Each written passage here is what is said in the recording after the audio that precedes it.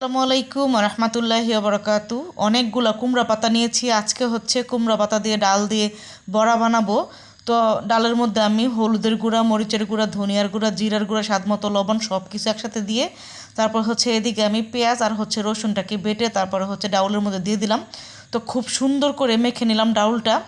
তারপরে হচ্ছে দুইটা পাতা আমি ছোট আর বড় দুইটা পাতা একসাথে দিয়ে খুব ভালো করে উল্টে পাল্টে ডাউলগুলো লাগিয়ে নিচ্ছি।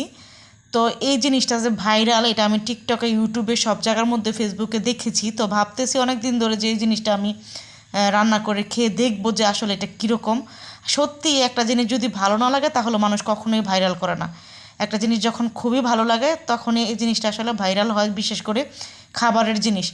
তো আলহামদুলিল্লাহ, এখনও যারা যারা এই জিনিসটা বানায় খান নেই, অবশ্যই আমার রেসিপি ফলো করে, আমার রেসিপি দেখে তারপরে হচ্ছে আপনারা বাসায় রান্না করে খেয়ে দেখবেন। এই জিনিসটা এত মজা, গরম ভাত দিয়ে আমি নিজে খেয়ে তারপরে হচ্ছে আজকের এই রিভিউটা দিচ্ছি যে জিনিসটা সত্যিই অসাধারণ।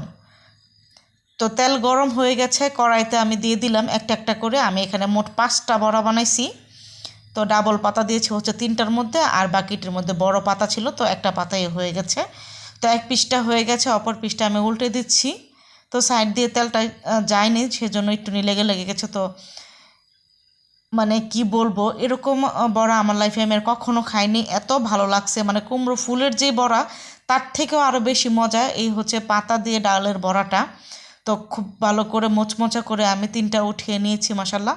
তো একই রকম করে আমি সবগুলো উঠিয়ে নিয়েছি। তো এটা দেখতে যতটুকু না সুন্দর, তার থেকে 1000 গুণ বেশি মজা। তো আমি নিজে আপনাদেরকে খেয়ে তারপর হচ্ছে রিভিউটা দেবো আজকে। তো গরম গরম ধোয়া ওঠা ভাত আর হচ্ছে 2 পিস বড়া নিয়ে নিচ্ছি। তো সাথে একটা বোম্বাই মরিচ নিয়ে নিলাম।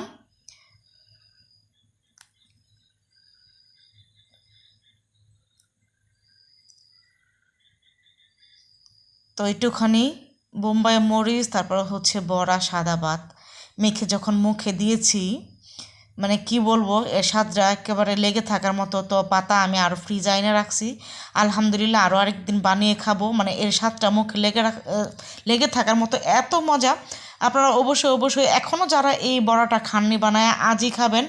অনেক অনেক ভালো লাগবে। মানে আপনি অন্য কোনো তরকারির প্রয়োজন পড়বে না, এটা দিয়ে আপনি অনায়াসে 1 প্লেট ভাত খেয়ে নিতে পারবেন।